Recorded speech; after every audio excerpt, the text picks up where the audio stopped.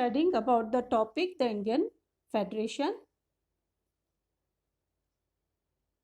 We know that India had emerged as an independent nation after a painful and bloody partition, and soon after the independence, several princely states which were in the existence before the India became independent, they became the part of the country.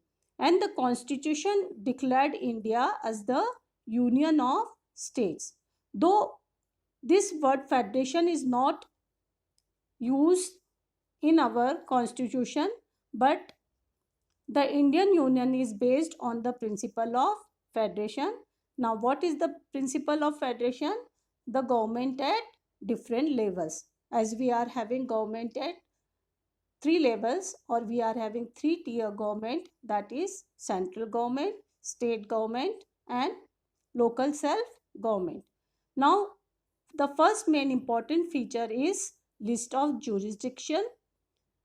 What does it say?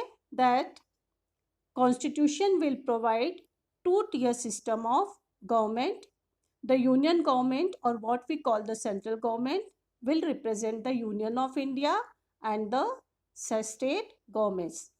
Later, in 1992, the third tier of federalism was added in the form of panchayats and municipalities. As in any other federations, these different tiers enjoy separate jurisdiction, as we have already studied about. Now, we will come to the distribution of legislative powers between the government, that is union government, and the state government. When we talk about the distribution of legislative powers, these powers mainly resides with union government, means central government, and the state government, and it contains mainly three lists: union list, state list, and concurrent list. We will study one by one. The first is union list. As the name suggests, it is the list where central government frame laws. Union list includes subjects of national importance such as defense of the country, foreign affairs, banking, communication, and currency. Means all the subjects which are of national interest. On that subjects, only central government can frame the laws, and it is under their jurisdiction. They are included in this list because we need a uniform policy on these matters. Whichever the state there is in our country, every state has to follow the policy which union list, which the central government has made. The union government alone can make laws relating to the subjects mentioned in the union list. Now we come to the second list, that is the state list. And state list contains subjects of state and local importance which are locally required, that is police, trade, commerce, agriculture, and irrigation. The state governments alone can make laws relating to the subjects mentioned in the state list. Now we have seen union list and state list.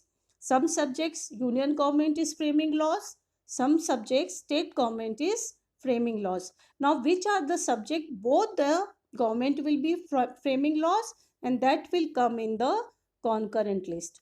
Concurrent list includes subjects of common interest to both the union government as well as the state government.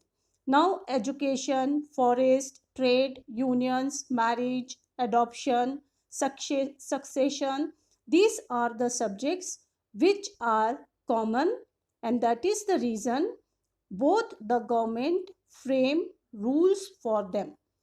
Now, how they will frame the rule? If both the union as well as the state governments agree on any law, then the rule is framed. And if state government does not agree, but the union government agree, then the laws made by the union government will prevail. Now the last list, one more list is there, that is residuary list. Residuary means, residue means leftover, बचा हुआ. So anything out of purview of above mentioned list is taken as residuary subjects, like computer software that came up after the constitution was made. We know that our constitution was made 70 years back. At that time, computer and software and IT, such subjects were not there. So on these subjects, union government has the power to legislate and make laws.